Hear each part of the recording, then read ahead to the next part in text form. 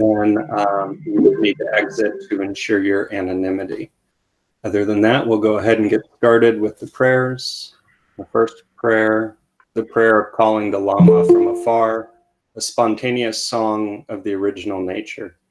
The essence, primordially unchanging, the innate nature, free from elaboration, dwells as the youthful vase body, the originally pure, profound clarity. Dharmakaya Lama Yeshe Dorje, you who know. Please grant the blessings to attain great confidence in the view. The nature, unceasing, conjoined, configuration of luminous clarity dwells as the display of the spontaneously present five certainties. Sambhogakaya Lama Deshin Dorje, you who know. Please grant the blessings to perfect great ability in meditation. The compassion without bias, the primordial wisdom, free from all limitations, dwells as the essence of all pervading, naked awareness, emptiness.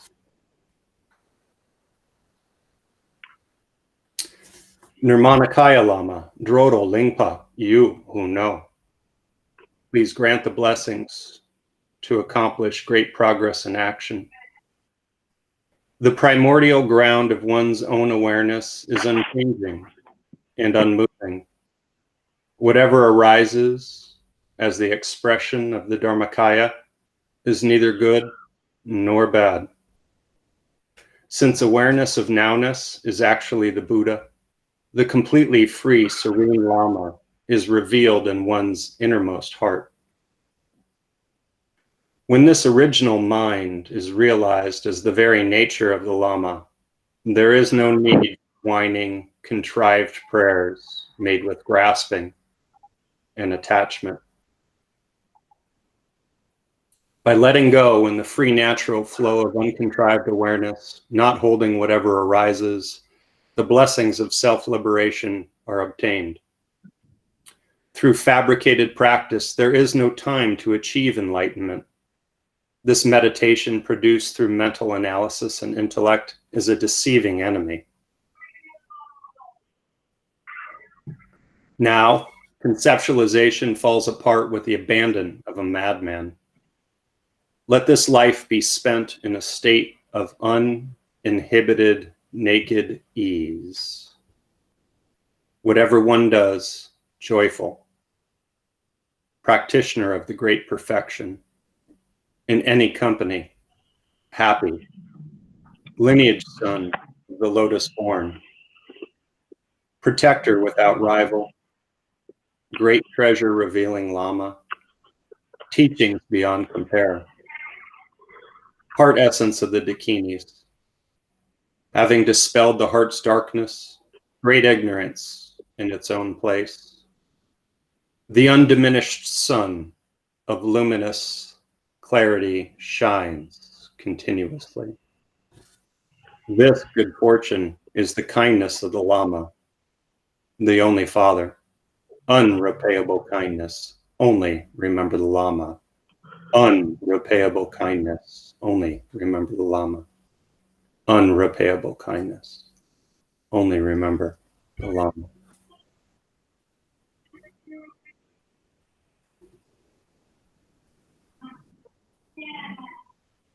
Teacher, foe destroyer, thus gone, fully and perfectly awakened Buddha, endowed with knowledge and good conduct, gone to bliss, knower of the world, helmsman of ordinary beings to be tamed, supreme one, teacher of all gods and men, Buddha, foe destroyer, glorious, victorious one, Shakyamuni, to you I pay homage, make offerings, and go for refuge. Teacher, foe destroyer, thus gone, fully and perfectly awakened Buddha, endowed with knowledge and good conduct, gone to bliss, knower of the world, helmsman of ordinary beings to be tamed, supreme one, teacher of all gods and men, Buddha, foe destroyer, glorious, victorious one, Shakyamuni, to you I pay homage, make offerings, and go for refuge. Teacher, foe destroyer, thus gone, fully and perfectly awakened Buddha, endowed with knowledge and good conduct, gone to bliss, knower the world, helmsman of ordinary beings to be tamed, supreme one, teacher of all gods and men, Buddha, foe destroyer, glorious, victorious one, Shakyamuni, to you I pay homage, make offerings, and go for refuge. When you, chief of humans, were born, you took 7 steps on this great earth, and you said, I am supreme in this world. To you who were wise at that time, I prostrate. Completely pure body, supremely fine form, ocean of wisdom like a golden mountain, fame that blazes in the 3 worlds. Supreme protector, to you I prostrate. Endowed with the supreme marks, a face like a stainless moon, a color like gold, to you I pay homage. The 3 worlds are not like you, who is free from dust. Matchless one, endowed with knowledge, to you I prostrate. Protector, endowed with great compassion, omniscient teacher, field of ocean-like merits and good qualities, to the thus gone I prostrate. Through purity, free from attachment, through virtue, releases from the evil gone realms, unique, supreme, ultimate meaning, to the Dharma that brings peace, I prostrate. From freedom, teaching the path, well abiding in the pure trainings, holy field endowed with good qualities, to the Sangha also, I prostrate. Homage to the Supreme Buddha, homage to the Dharma refuge, homage to the great Sangha, to all 3, ever devout, homage. To all worthy of respect, bowing with bodies as many as all realms, atoms, and all aspects, with supreme faith I pay homage. Do not commit any non-virtuous action. Accumulate virtue and goodness. Subdue your own mind. This is the teaching of the Buddha. Like a star, a mirage, a lamp, illusions, drops of dew, bubbles, dreams, lightning, and clouds. Look at all conditioned phenomena as such. Due to this merit, having attained the state of the all-seeing, and thereby subduing the enemy of faults, may I liberate migrators from the ocean of existence stirred by the waves of aging, sickness, and death. I take refuge in the Guru. I take refuge in the Buddha. I take refuge in the Dharma. I take refuge in the Sangha. I take refuge in the Guru. I take refuge in the Buddha. I take refuge in the Dharma. I take refuge in the Sangha. I take refuge in the Guru. I take refuge in the Buddha. I take refuge in the Dharma. I take refuge in the Sangha. I take refuge until I'm enlightened in the Buddha, the Dharma, and the Sangha. By the positive potential I create by listening to the Dharma, may I attain Buddhahood in order to benefit all sentient beings. May all sentient beings have happiness and the causes of happiness. May all sentient beings be free of suffering and the causes of suffering. May all sentient beings be inseparable from the joyful happiness that is free from suffering. May all sentient beings abide in equanimity, free from holding some close and others distant. Respectfully, I prostrate with my body, speech, and mind. I present clouds of every type of offering, actual and imagined. I confess all my negative actions accumulated since beginningless time, and rejoice in the virtuous actions of all ordinary and noble beings. Please, Buddha, remain as our guide, and turn the wheel of Dharma until samsara ends. Through the merit created by myself and others, may the 2 bodhicittas ripen, and may I attain Buddhahood for the sake of all sentient beings.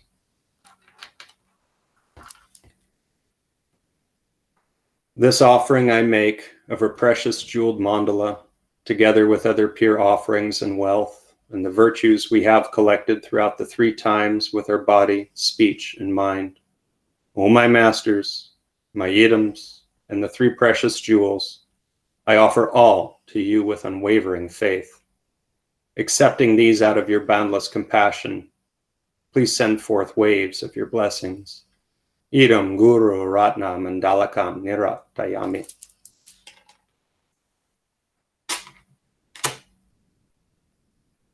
I prostrate to the Arya Triple Gem.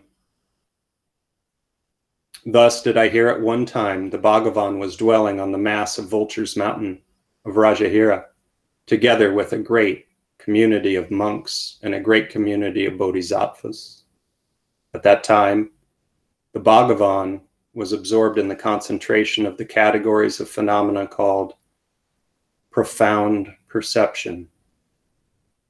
Also at that time, the Bodhisattva, Mahasattva, Arya, Avalokiteshvara looked upon the very practice of the profound perfection of wisdom and beheld those five aggregates also as empty of inherent nature. Then, through the power of Buddha, the Venerable Shariputra said this to the Bodhisattva, Mahasattva, Arya, Avalokiteshvara: how should any son of the lineage train who wishes to practice the activity of the profound perfection of wisdom? He said that, and the Bodhisattva, Mahasattva, Arya, Avalokiteshvara said this to the Venerable Sharadvatiputra: Shariputra, any son of the lineage or daughter of the lineage who wishes to practice the activity of the profound perfection of wisdom should look upon it like this, correctly and repeatedly, beholding those five aggregates also as empty of inherent nature. Form is empty. Emptiness is form.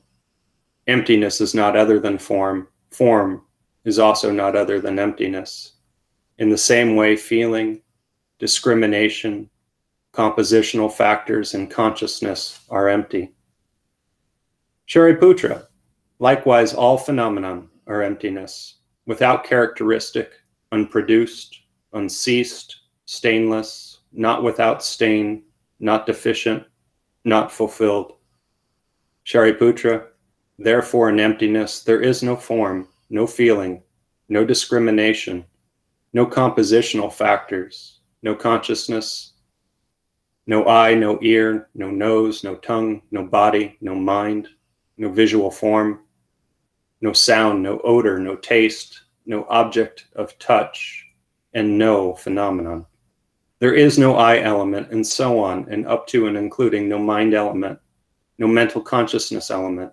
There is no ignorance, no extinction of ignorance, and so on, and up to and including no aging and death, and no extinction of aging and death.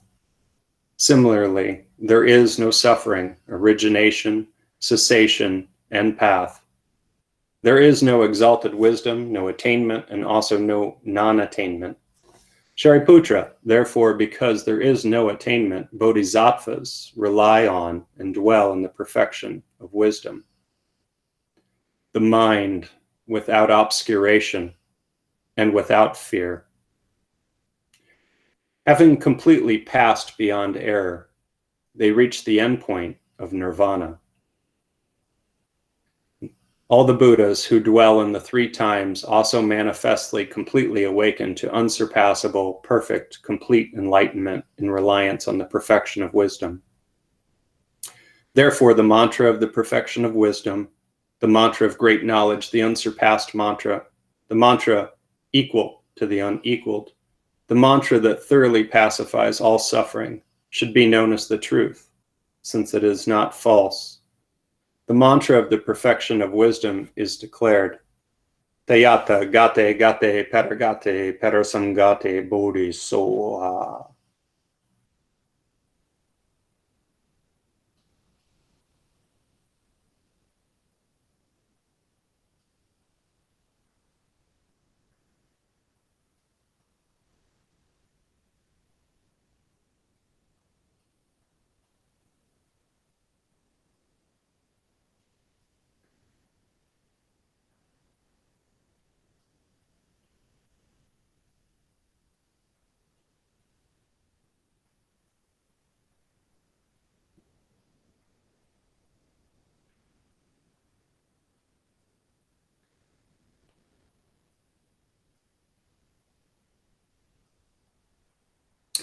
Tayata, gate, gate, peragate, perasamgate, bodhi, soha.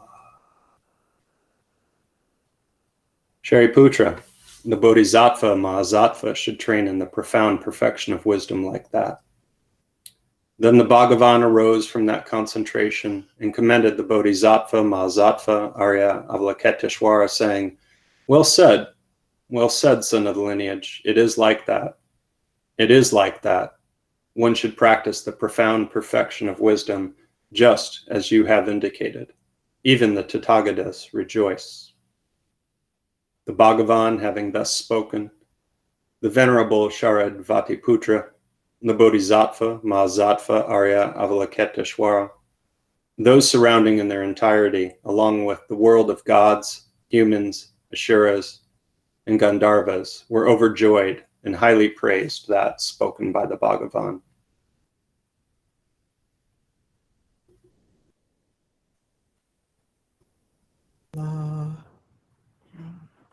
And I think we're back to you, Lama Jinpa. Good to see you.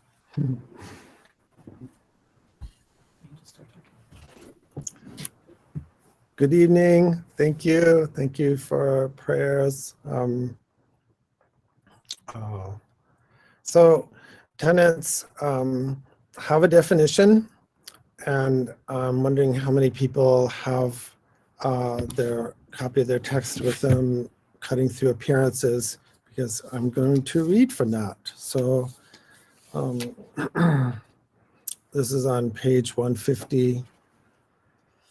Furthermore, the etymology for tenet Gupta Siddhanta is as follows. A tenet, literally an established conclusion, is a thesis decided upon and established in reliance upon scripture and or reasoning, in which, from the perspectives of one's mind, will not be forsaken for something else. And Dharmamitra's Clear World commentary on Maitreya's Ornament for Clear Realization says, tenet, established conclusion, signifies one's own established assertion within being demonstrated by reasoning and scripture. Because one will not pass beyond this assertion, it is a conclusion. So tenets would be truths that we want to come to and that we wouldn't doubt. We would have some insight, realization, and embodiment of. So tenets mean you're just really not going, you're not going any further and you're not going back. That's a tenet. In my discussions here, I'm really delighted to see people. I can see who's here a little bit. So it's an educated bunch of people. So I'm assuming that everybody has had time to read through the basic texts. There's the practice part of the book, and then there's on to tenets itself. And then I'm also assuming that people have had a chance to look at and read through some of the supplementary texts, like from Dr. Berzin, Alex Berzin, and also look at the charts. I wish I could see your hands and say, yeah, okay, I read it. Because that's the assumption of these talks, is that we have read it, so I can go over the key points, and I'm getting some yeses, that's great. And we can actually try to have some kind of discussion. So not just answer questions, but actually have a discussion. Because what I'm leading people to eventually, I hope, is that we can learn how over the years, or a couple of years, to actually have some kind of debate. It'll be hard for some people to memorize texts, and I'm not sure we want to do that, but we may want to memorize a little bit so we can have introductory debates. But right now, they're going to start with being questioned by me and asking questions to me, and then having discussion and backing it up ourselves. So tenets are like, well, what really are you basing everything on. What really fundamentally is, what you know and can demonstrate and can advocate. That's a tenet. The questions that are related or difficult questions or questions that require some addressing, that's why we have darshan. So I'm not expecting everyone to get all their questions answered right in this group. That's why we have darshan. So that's why this is a different program than an academic program or a foundations of program that Geshe Tashi Sering did, and they're finishing up, because there's not the individual darshan. They're not connecting it with training and practice. So I'm expecting a lot, I guess, from people in one level, and I think you can do it. The tenets part for me and the reading, which should be reflective reading to understand, is training. It's formal. So the other Sunday I talked about the difference between training and practice. Training is where we're very intentional. We want to get certain understandings and certain experiences that we examine, so we get certain insights into certain truths, and we keep repeating those so that they become realizations, and we tie those with other realizations and integrate that, and it becomes like true, or a truth. Not just a realization, but a truth. Practice is our daily life, which is meant to be a little bit more spontaneous. However, a big difference between training and practice is we don't know exactly what's going to happen, but we have to make decisions. So in training, we're investigating, but we're not asked to make the kind of daily life decisions like, should I do this or should I do that? Should I call in sick or should I go to work? Should I go out of town this weekend? Should I get married? Should I, all of these things you're not going to see in formal training, because we're just learning how to do something very special that doesn't require those kind of decisions. However, the outcome of joining training and practice is that we have this completely open wisdom awareness that is able to see things as they are, evaluate things, make decisions, and follow through and be functional. The word that I think qualifies as practice, so not just meditative training or formal practice, is a word that translates somewhat as conscientiousness or alertness in Tibetan.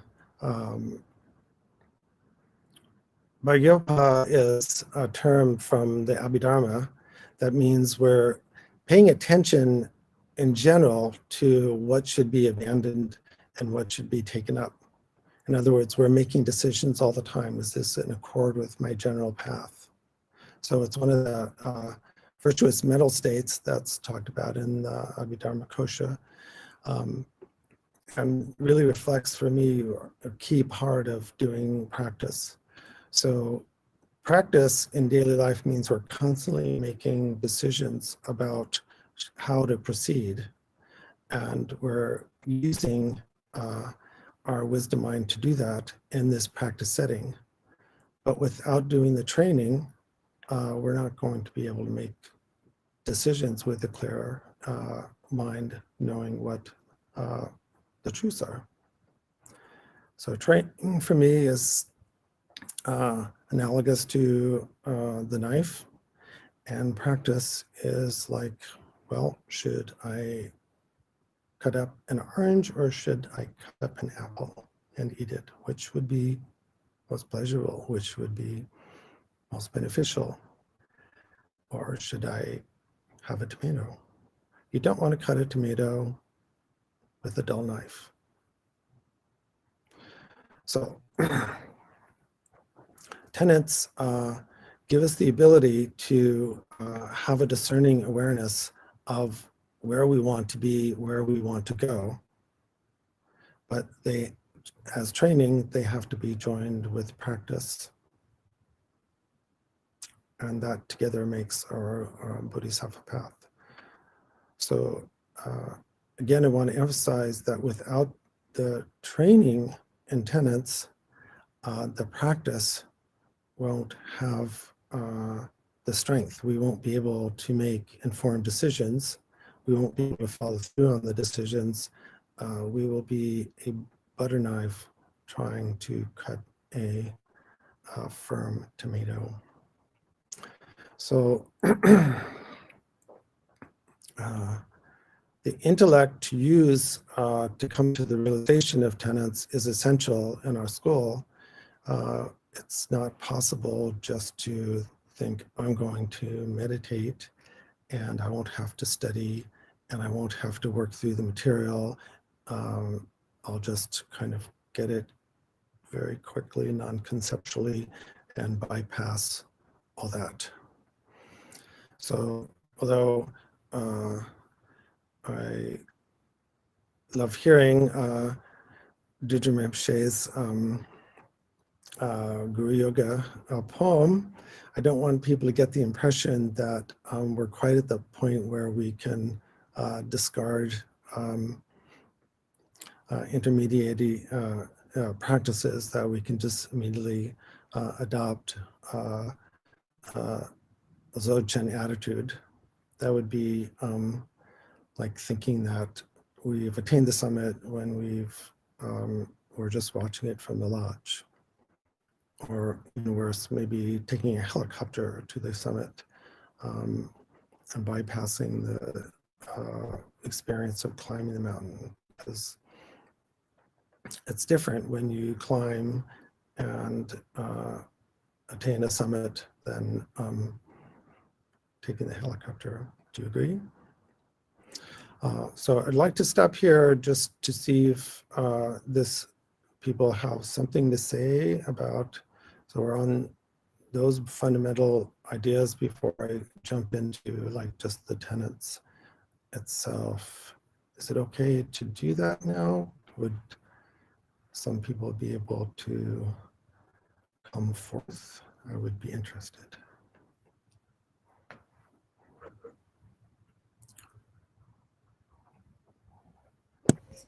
Well, and I have a question. Yes. Oh, sorry, you got my dog too. The way you've structured the Buddha Dharma program, the first year is mostly study. And then my understanding is at some point in the future, we'll get to more meditation and that kind of practice. So of course, we're still doing our daily practice, hopefully in addition to the study, but how do we make sure that we balance the study with enough, formal practice to have the benefits set in? Study is formal practice, okay? What we're doing in meditation is examining our experience using the tools that were given to us in the study. We're familiarizing ourselves with the truth. So it's not like we don't know what's going on and we're just exploring. We actually are hearing initially the truth. It's first hearing, always in Buddhist tradition. And then we are verifying and meditating on whether these are true. So meditation is gompa, which means to familiarize, or it's bhavana, which means to cultivate. So we're not meditating just to explore and see what comes up. It's not a brand of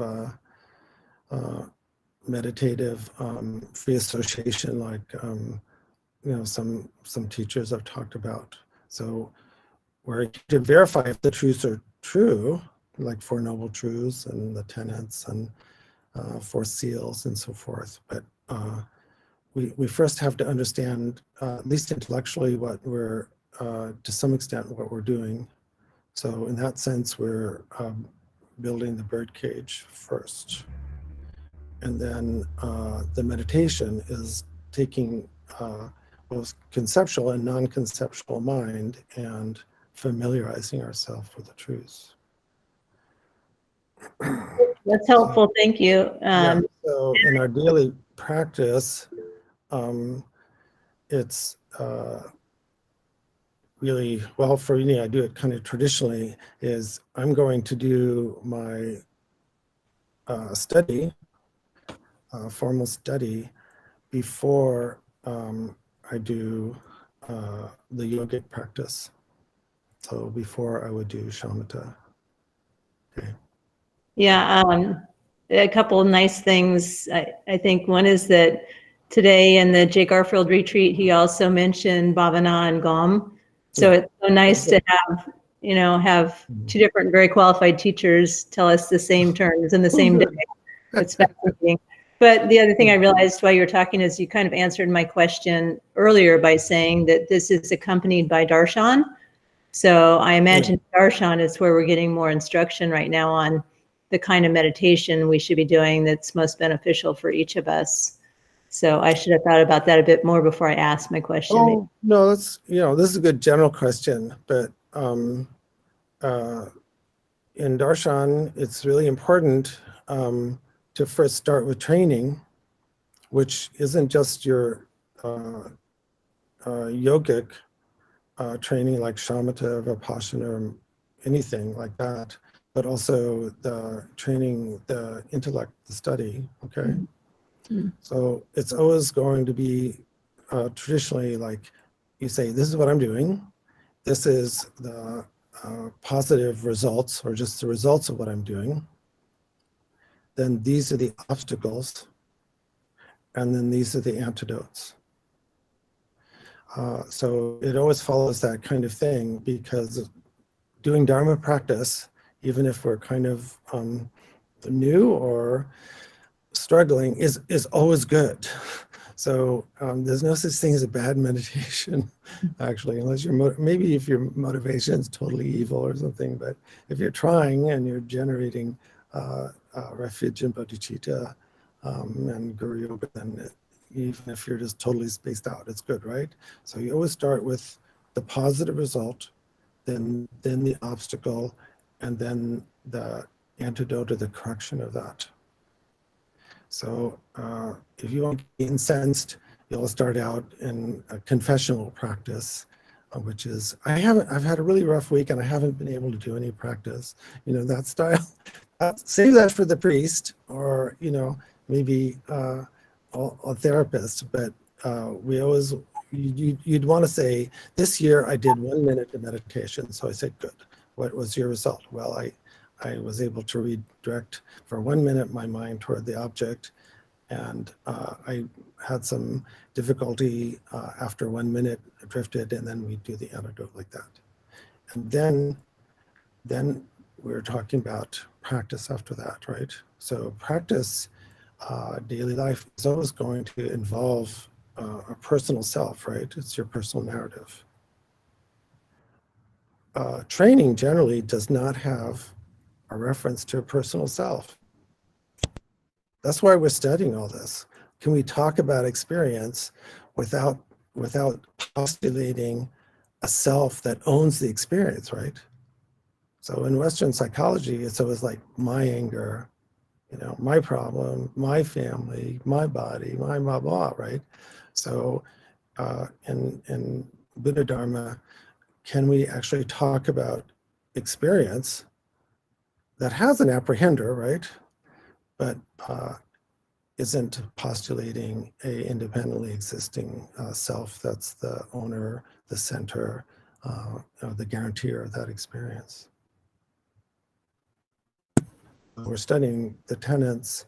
So at least at first we come to a generic understanding, a informational understanding, a profound one about how things must be. And then we're gradually developing deeper and deeper concentration and attention on that. So that's why shamatha is so absolutely important, is that we're holding the lotus to the rock, right? So we don't have any mud, but we have a rock. So we're going to hold the lotus to the rock. We're going to familiarize ourselves over and over with the truth and until we see it. Because of course in samsara, we've been trained over and over a million times, a billion times, to solidify and fixate on certain things that are, as the Yogacarans would say, completely imaginal, or as I would like to say, delusional, like that. We have to repeat things over and over. So if we've repeated over and over, I'm the center of the universe, the ego is the center of the universe, or I inherently exist a million times, then we have to repeat the truth at least 1,000,001 times. We have to create a competing intellectual narrative. We have to create a proper container. So all the vast scholars, meditators have understood that we can't first catch the bird. We first have to have some kind of container. It doesn't have to be fully finished, and we are doing maybe things simultaneously, but we have to first have these groundings, because when the two are joined together, when training and practice join together, training being in a sense intentional and practice being in a sense spontaneous, right, or unplanned, the two come together and spark like that. Oh, long answer. Thank you. It's a very wonderful long answer. Thank you for that. Yeah, I don't know. Yeah, so I'm sure someone else wanted to say something, so here's your chance. I do. Okay. Can this actually work? I don't know. Connor says, I do. I actually understand what you were just saying then, because your statement, can we talk about experience without reference to a personal self, is a completely Prasangika point of view. And Jay Garfield is teaching us Yogacara, which is a subjective point of view. So now that just has come together within tenets in a different way that it wouldn't have a week ago. So, that's sort of training coming into practice for me, which is a really interesting thing. Yes. So thank you. Yeah. Thank you, Lama. I'm not sure whether everyone heard that, but the Madhyamaka, particularly the consequentialist school, Prasangika school, is very non-personal in a sense, but about ultimate reality, or even conventional reality. Can't find any persons. We're not even going to say they conventionally exist. They're just mere imputations. It doesn't sound very thrilling or interesting, does it? So, but okay, well then I have a little peanut gallery here. It says, but it is. Remember back in the 70s, Trungpa Rinpoche said, you'll be delighted and relieved to find out you don't exist.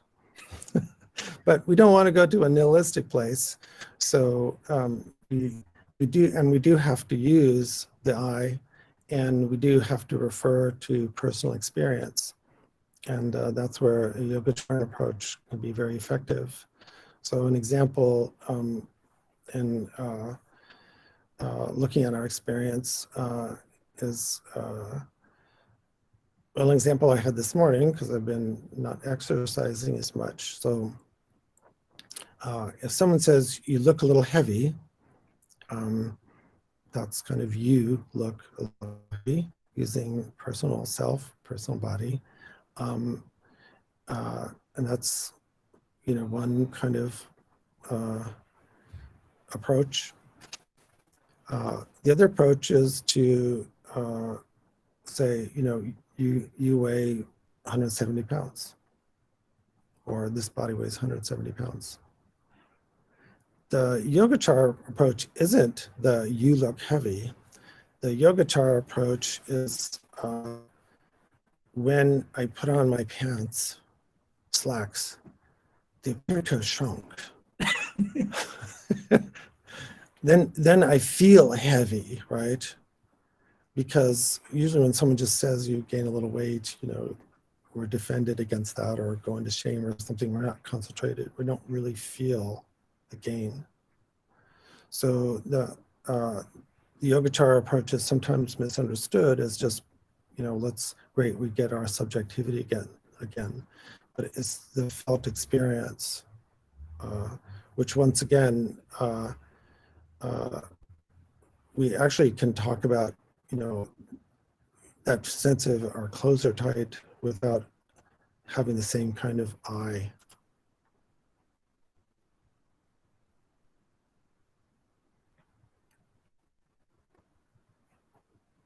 We can have a little back and, comment. I'm always interested in comments. So. That made me think, Lama, that maybe that the Yogacara approach is misunderstood, that the subjectivity is not about a person in the Yogacara. They aren't positing a person. Yes, they've been accused of that, right? And of course, accused of making the ground consciousness, the Alaya, another Atman, right?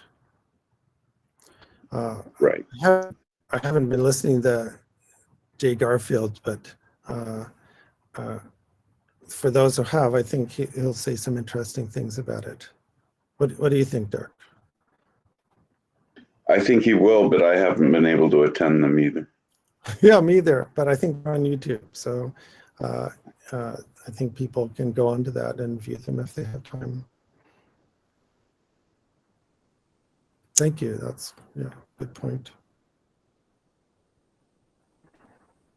Elizabeth asked about flashcards and text.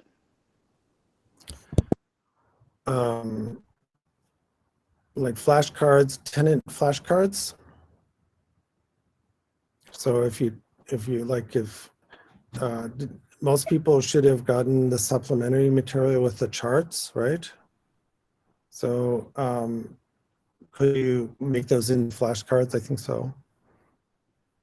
Do you think it would be? Is that a volunteer job?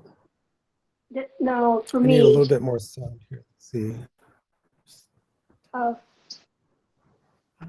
Is that better? I got it. Go for it. Okay. Well, the tenets, I understand them, but I can't remember them, and it just sort of falls out of my brain. It's like math. So either I need therapy or flashcards, which are kind of the same thing. They pop up and say, "This is it. This is it. This is it. This is it. This is it." Oh, you said things needed to be repeated.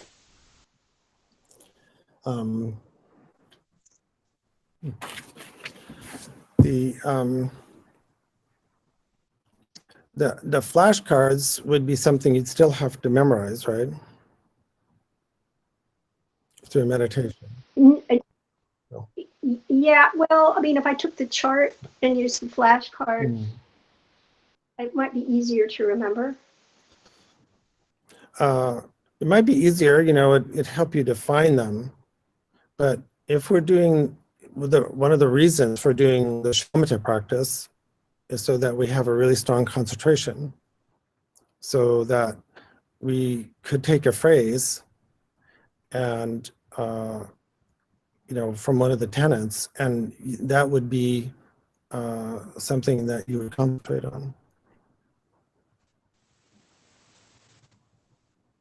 So we're not just concentrating on a flower, concentrating on our breath, concentrating on a Buddha image, but we're concentrating on a truth.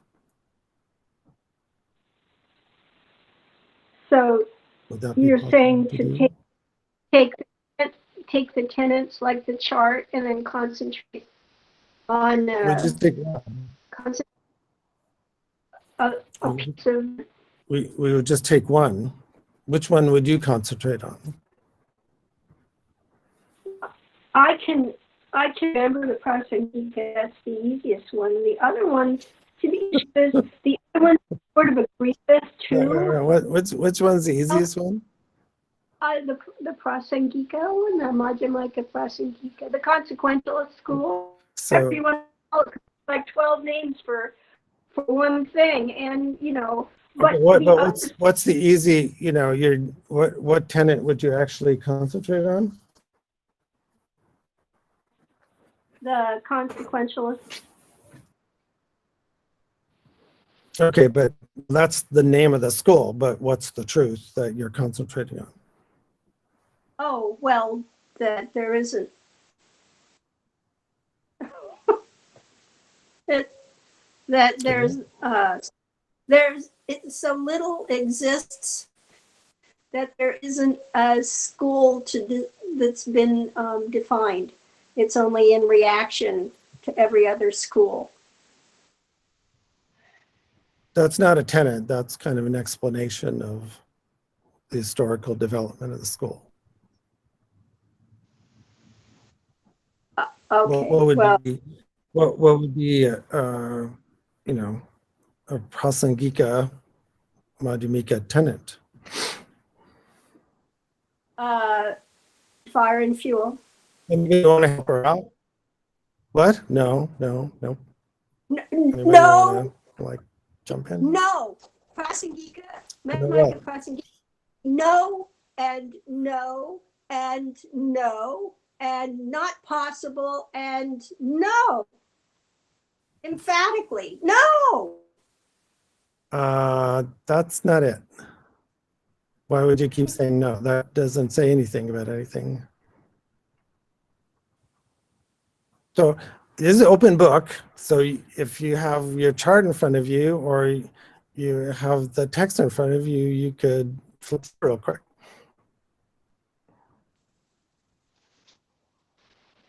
Okay. Its lack of intrinsic existence. Yeah, you just meditate on that. That's a tenet, yes. So not only of self or persons, but of phenomena and of mind.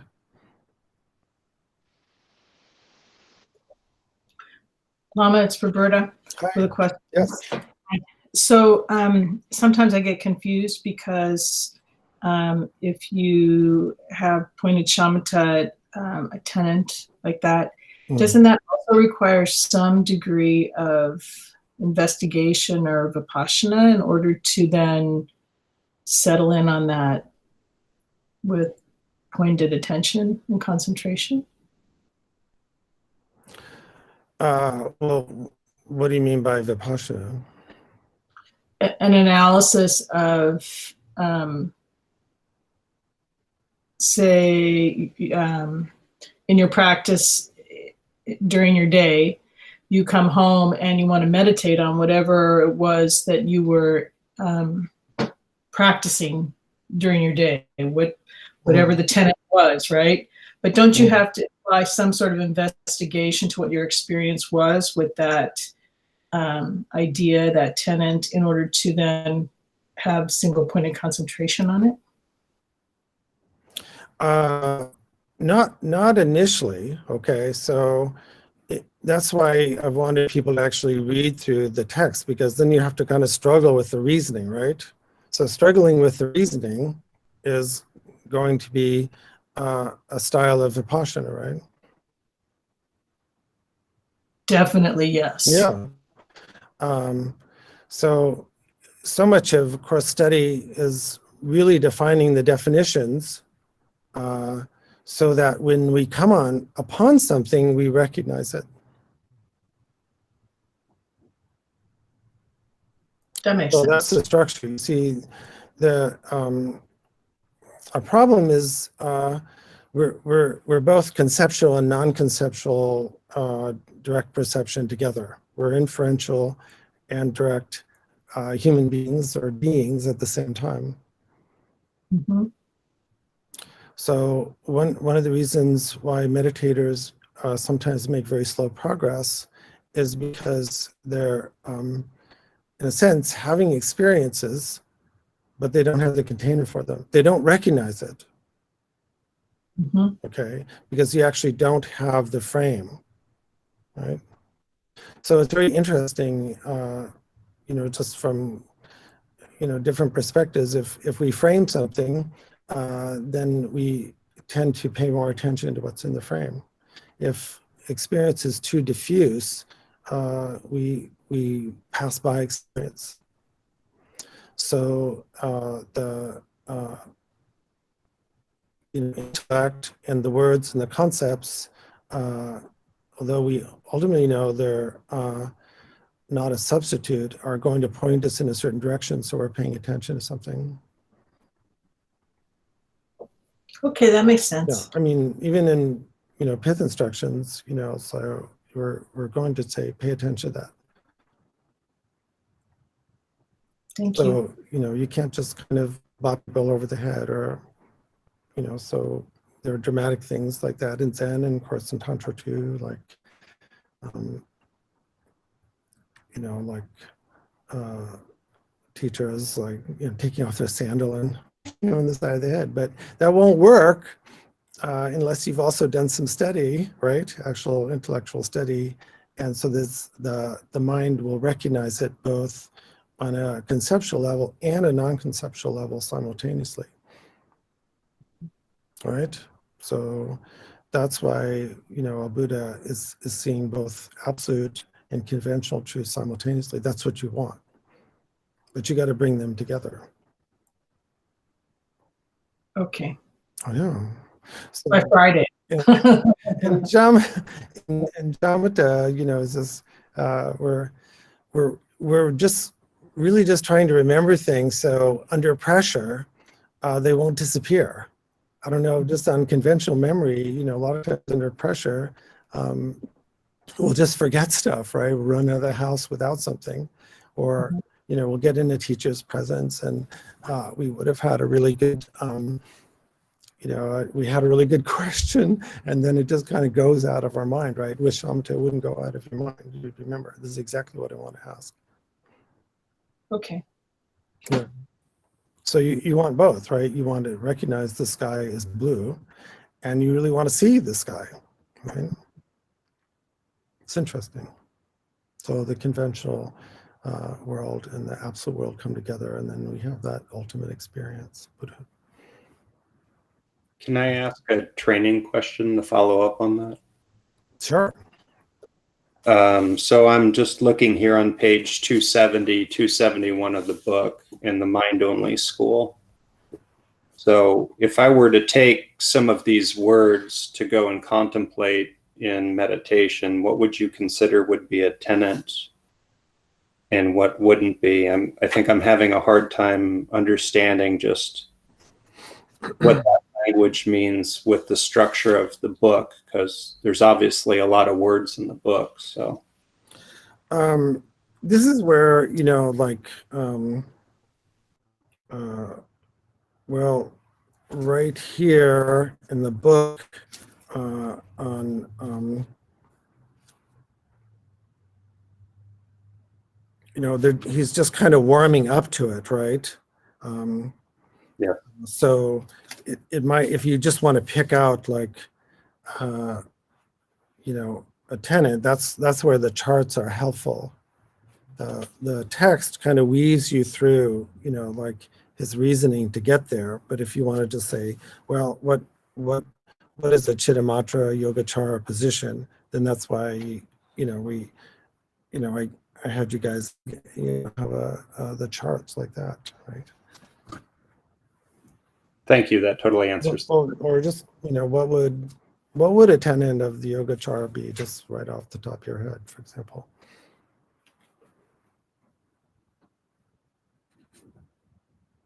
I don't have one off the top of my head, but I'd be happy to look one up out of the chart.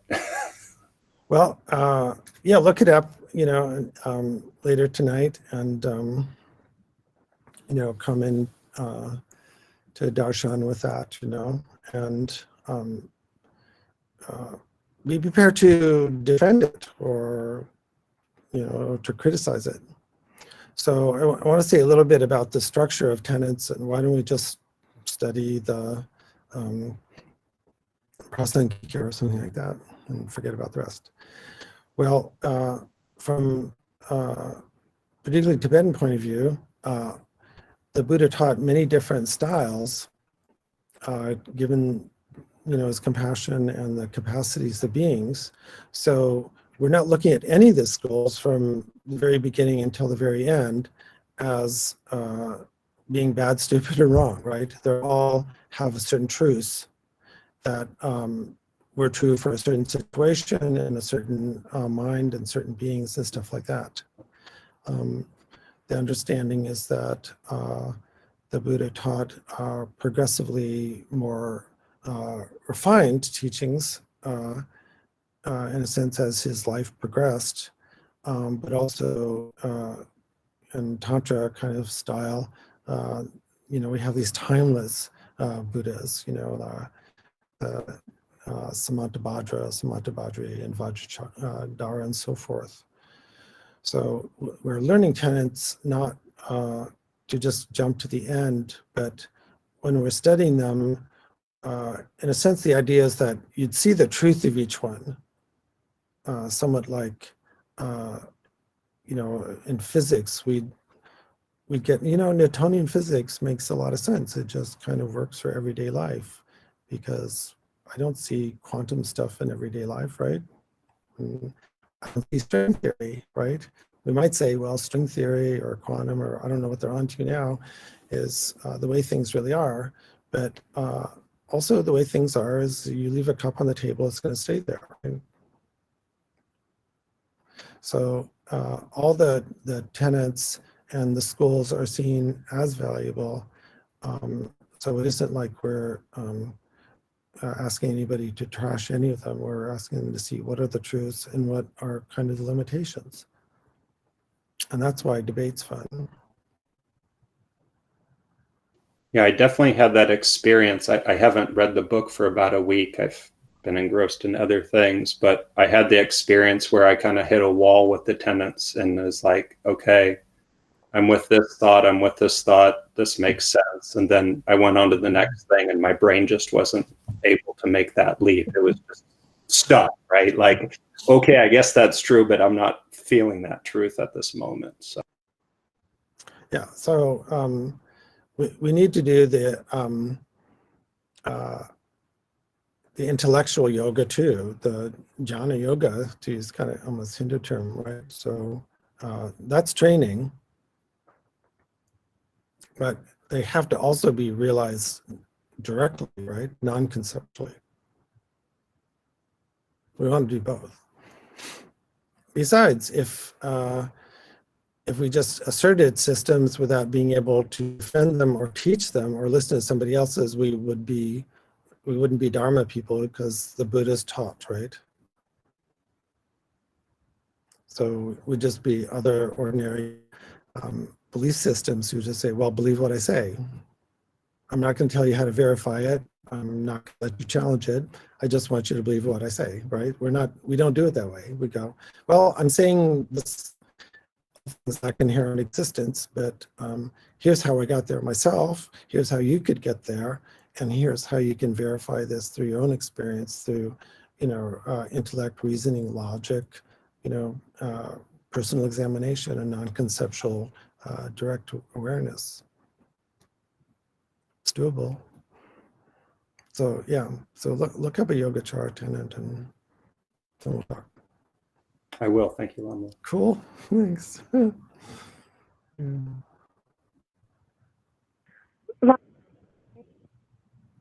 Okay, someone's coming on. Yeah. Hello. Hello. Hi. Hi. Sorry, this is Jack. I think there might be a delay on my phone because I'm on the landline here in Washington. Hello. Hi. Yes. Yes. So as I'm listening, I'm thinking about the remake point of view, and is this kind of what we're aiming to do, is seeing these different schools and recognizing that they're all true in different, maybe in different scenarios or different levels of truth?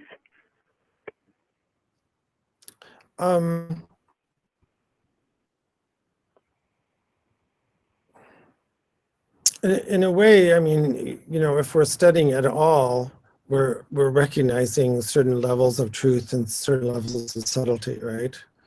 So, you know, they're very wonderful scholars and lamas and geshes who, of course, have talked on Rime like that.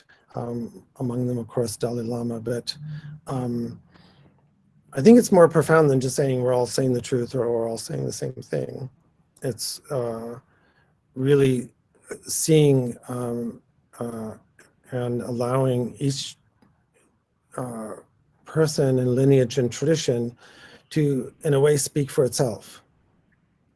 So we're not just interpreting somebody's other tradition for them, which is a very favorite kind of general Caucasian colonial thing to do, right? Go the natives and tell them what they're really doing, you know, because they don't know what they're really doing. So the Rime tradition, as started in Tibet, showed incredible respect for the different traditions, primarily to allow them to speak on their own terms, instead of always interrupting, so to speak, and saying, well, you can't possibly mean that. We know better than you what you're actually saying. There's a kind of culture of arrogance, right? And that kind of approach, and it's very subtle. So it's more than even taking a judgment of whether it's true or false. It's a fundamental sense of respect. That we want to hear what you have to say, and your teachings are worth preserving, even if we don't agree with them. Okay, that's the important thing. It's not like we're just saving everything because we all agree on everything. It's like, well, we're just even saving things or respecting things that, you know, we might have differences with. Okay. There's Yeah, a lot to thank you. say, you know, about like it means kind of unbiased, like that, but not unbiased that we're all saying the same thing or everything. It's like hopefully we're saying actually different things. Okay. Cool. Yeah, thanks. Cool. Oh, yeah, welcome. It's good. You're up there. Very good. Yeah. Yeah. So it's really important to in this approach, unbiased approach, to you know, really be genuinely interested in what someone else is saying, and you know, reciprocate. Cool. Yeah, good. So what else? Sometimes people are so quiet, and I want people to actually comment. When we meet again in person, I want people to kind of comment on a little. It's okay to comment, you know, it's okay to do crosstalk. We're not in a 12-step meeting, so you can say, you know, in a respectful way, I can't believe you said that. Or in a respectful way, I would like to offer this. So maybe we could have some of that at some point. Could be now. Because with the tenets, in an interesting way, we are making some assertions, right? So the Prasangika Madhyamikans like to say, we're not making any assertions. We have no views. Well, the other schools are saying, well, I'm sorry, but that's a view. In fact, it's kind of a cop-out. So we have some views. So I'd be interested to see what people have to say about that. Should we have views or no views? What should we have?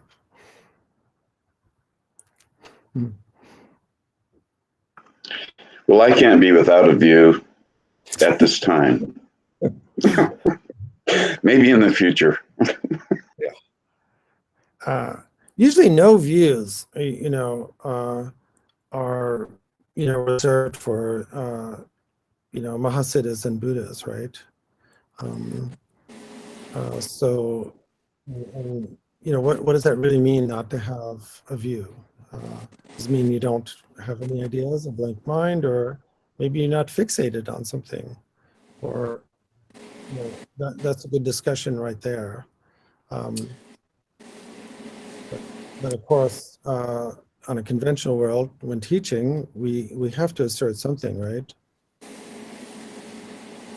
At least Buddhists do. We're not just going to ring a bell and say, okay, we're doing satsang, and that's, and get it, and that's $5,000. We don't do that. Oh, maybe it's up to 10 now. Yeah, so we have views. But I do find it helpful to work through the views of, even if the schools are just made up, to work through that series of thinking through the questions, which have been thought about a lot of different ways, to have a lot of different possible answers to them, and to just try to understand what I actually think before I, what I actually assume before I get to the point where I'm able to posit what my condition is of assumption, my basic experience that I'm living, and how I actually see things already. It helps to sort of clarify that level of my experience to me. Yeah, that's what I was studying. So it studies more a process, and instead of just coming up with the right answer, right? So we get to understand how we arrived at our conclusions, or with some people, they're just premises, right? So we get to understand how deeply we may have held on to a certain opinion or thing, and how we got there. Because we can't really teach people if, we don't help them know how they got to what they believe, or what they do about it, or how tightly they're held to it, unless we have done that ourselves. So it's the case with the tenets, that the description of, the tenets of the schools is somewhat not entirely made up by the Tibetans, but refined in a certain way. So if they time traveled back to talk to Yogacharans in India, or Vavashakas or something like that, or Satrantikas, the Satrantikas may said, oh, we didn't believe that, you made that up about us, you just called that Satrantika. So we don't really know lots of times what the actual teaching was. So it is a pedagogical tool that let's look at these from all these different points of view and see where we land like that. Yes, it's interesting. Lama, what do we do if we study tenets and we decide that Asangika is not the right school?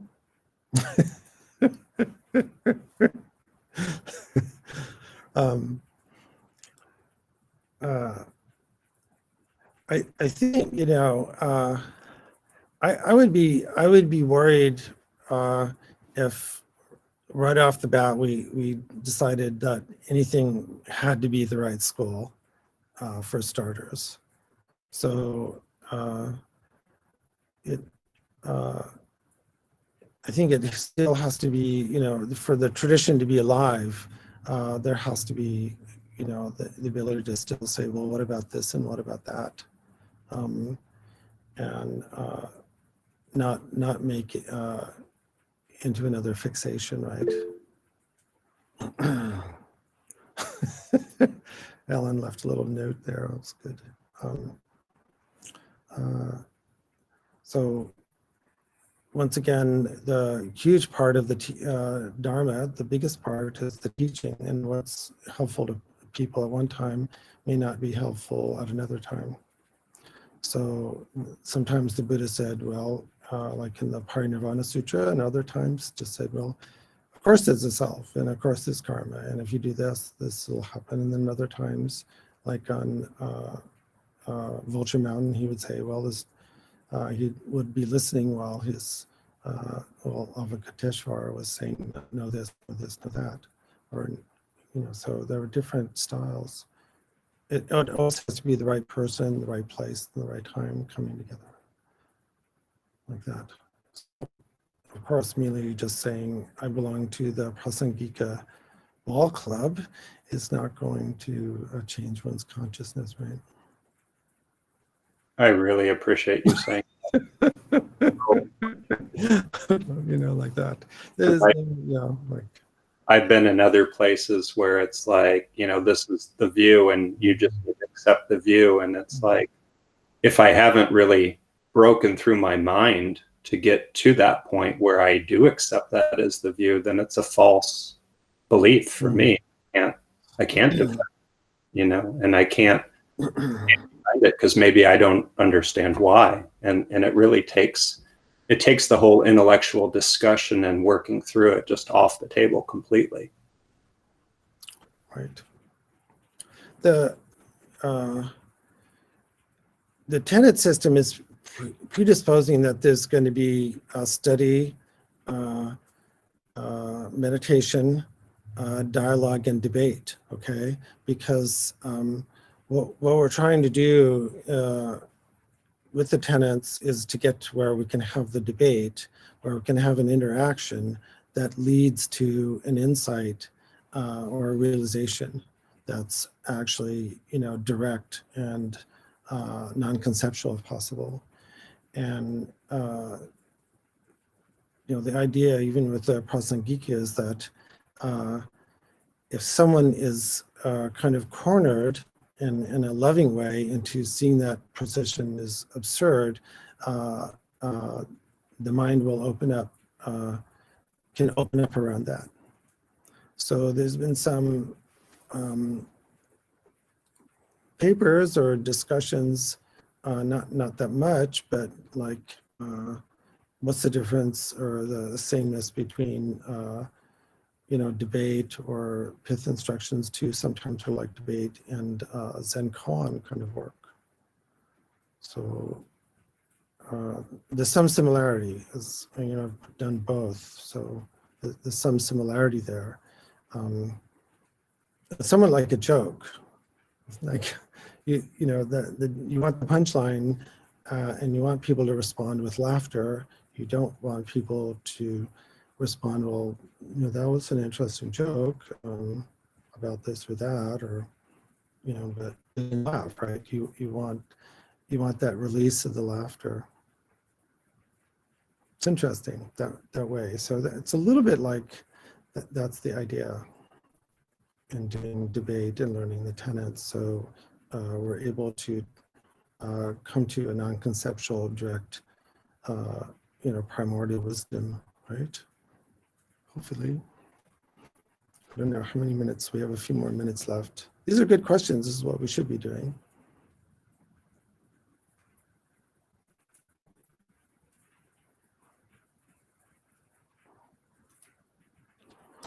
So I could call on someone. Greg, how are you? Are you still there? Greg Woblicki. Yes. Or, Both which Greg I was going to That's say. good. Which Greg? You got two Gregs, either one. So Greg. Yes, I'm still here. I just had to turn on my microphone. Okay. You can hear me? So your brother Greg said, okay, lack of intrinsic existence. Lack of intrinsic existence? Yeah, that's a tenet. Do you accept that tenet, or would you like to debate it? Lack of intrinsic existence. Well, I think about it. Well, that's nice. But do you deny it, or would you want to assert it? Well, I can assert it. Yeah, there's no intrinsic existence. I mean, that's easy. Okay, well, all right. So how would you defend it? There's no intrinsic existence because if there was intrinsic existence, nothing would come from anything and it wouldn't go anywhere, right? Basically, I don't know if I can defend it in terms of Well, that's like, logic. Okay, so like I'm not that good at the language of Mhm. cutting through appearances yet, because I haven't studied and memorized enough that I can speak in that language so well. But I mean, obviously our emptiness is lack of intrinsic existence, and that's basically because of dependent origination, and that's what everybody says, and that makes sense to me. That if things are originating dependent on other things, then they can't exist in and of themselves in an inherent kind of in its inherent sense. So I'm not sure how you put that in terms of the tenets, but well, no, that's putting in, and that's that's defending. as close as I can come to try to describe it. I think I have a sense of what it means. Yeah. And I'm not sure if I have an experiential sense of it, although I do think I have an experiential sense in some ways, because I mean, even an assertion, to make an assertion, like we say things exist out of by imputation, right? By asserting their existence. And that act of assertion comes from something, comes out of something. It doesn't exist before the assertion. And once you make the assertion, it's there, but then it's gone, kind of, So, I mean, even the assertion is empty in a sense. Oh boy, this stuff is babbly. Well, this is what we follow up on. These are good kind of discussion points, right? So actually in the monastery, believe it or not, you do have time to sometimes sit around and this is what you would be discussing. Yeah, say this kind of thing over and over in circles. Well, it's not in circles if it leads to a truth, right? Leads to an insight, leads to a truth. Yeah. But the tenets are meant to push us into like, are you able to assert to this with your experience, with your logic and reasoning? Can you talk me into it or talk me out of it? So in India at the time, and even now, that's really important. You don't. Yeah, well, I mean, if I had the tenets memorized and I was in Indian school, I mean, I had been raised in this culture and tradition, I probably would be able to do it better. For me, it's actually pretty easily done, or at least it's much more apparent to me, or it's not that difficult to understand out of a Western experience, which is that, I mean, I'm a biologist and geologist by training, and we have a notion of causation, and virtually everything that you study arise from other things that come before them.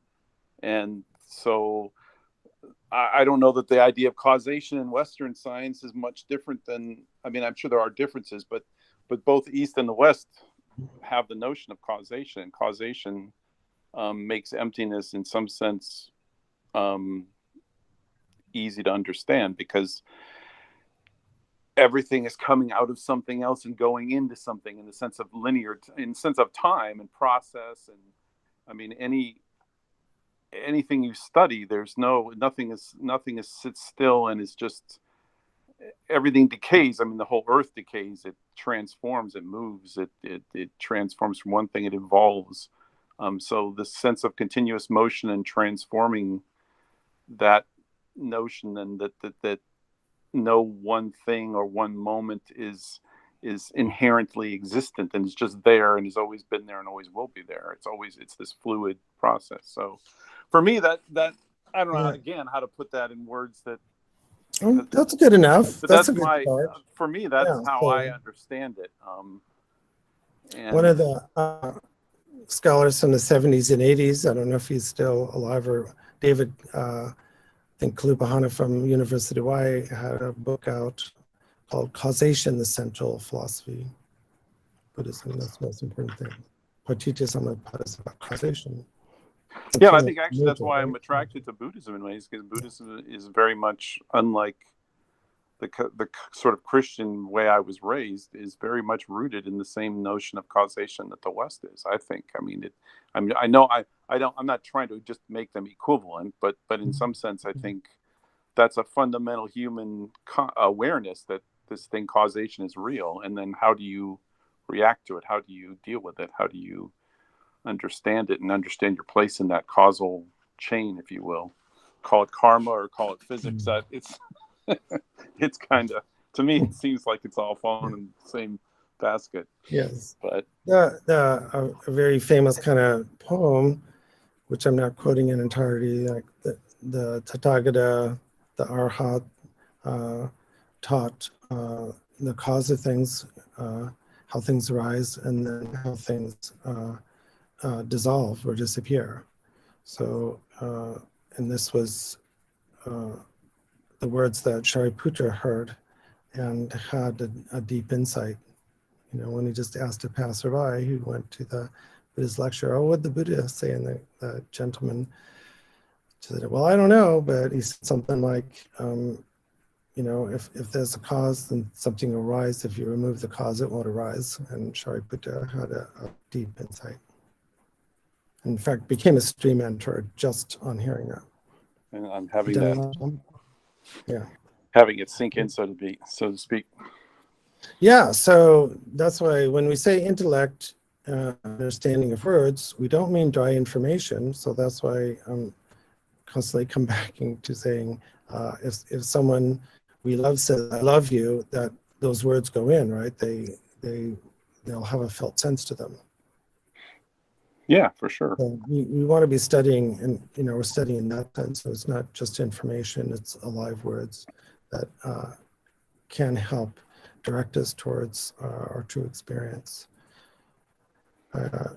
We have to stop here. I really appreciate people listening and speaking up, and those that haven't in the past said anything. I invite you to do that, but we have to end here. And I hear the rain outside. So is that an imputation, or is that the way things actually are? A true conventional reality, or is that parikapita, the imaginary delusional world? Good question. So soon, I hope to be meeting in person with people in Darshan, so we'll talk about that later. All right, let's do dedication, okay? Yeah. So you can put up the text, and that will help people. Yeah. Thank you. Due to the merits of these virtuous actions, may I quickly attain the state of a Guru Buddha and lead all living beings without exception. James, the text isn't up.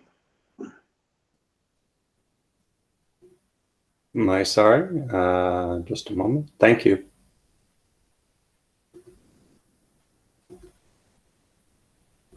How's it looking now? Good, got it. Thank you. Due to the merits of these virtuous actions, may I quickly attain the state of a Guru Buddha and lead all living beings, without exception, into that enlightened state. May the supreme jewel, bodhicitta, which has not arisen, arise and grow, and may that which has arisen not diminish, but increase more and more. In the land encircled by snow mountains, you are the source of all happiness and good, all-powerful Chenrezig Tenzin Gyatso. Please remain until samsara ends. May the teachings of the Buddha flourish, and may the upholders of the teachings remain forever.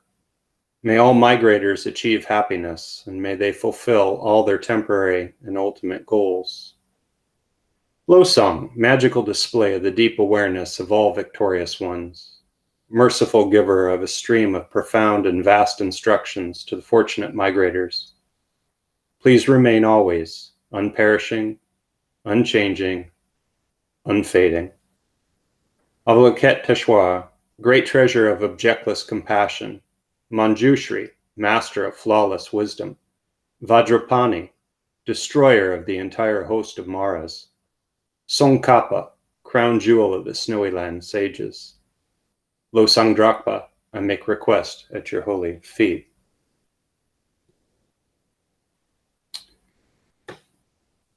And the verses that saved Sakya from sickness, a prayer for pacifying the fear of disease. May all the diseases that disturb the minds of sentient beings and which result from karma and temporary conditions, such as the harms of spirits, illness, and elements, never occur throughout the realms of this world. May whatever sufferings arise due to life-threatening diseases, which, like a butcher leading an animal to the slaughter, separate the body from the mind in a mere instant, never occur throughout the realms of this world. May all embodied beings remain unharmed by acute, chronic, and infectious diseases, the mere names of which can inspire the same terror as would be felt in the jaws of Yama, Lord of Death. May the 80,000 classes of harmful obstructors, the 360 evil spirits that harm without warning, the 424 types of disease, and so forth, never cause harm to any embodied being. May whatever sufferings arise due to disturbances in the four elements, depriving the body and mind of every pleasure, be totally pacified. And may the body and mind have radiance and power and be endowed with long life, good health, and well-being. By the compassion of the gurus and the three jewels, the power of the dakinis, dharma protectors and guardians, and by the strength of the infallibility of karma and its results, may these many dedications and prayers be fulfilled as soon as they are made.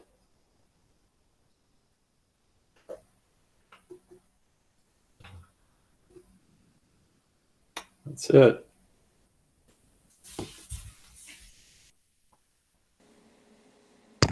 Thanks, James, for facilitating. My pleasure.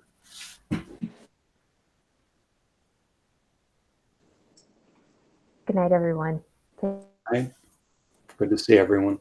Good night. Thanks, James. Good night, everybody. See you next time.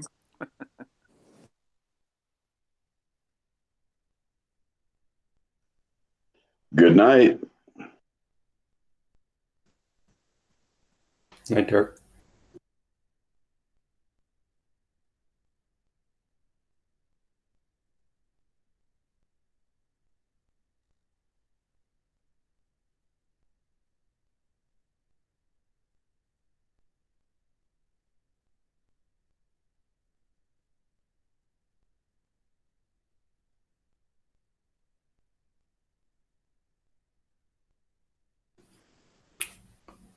All right, good night, everybody. I'm going to go ahead and close down the room. Have a great evening.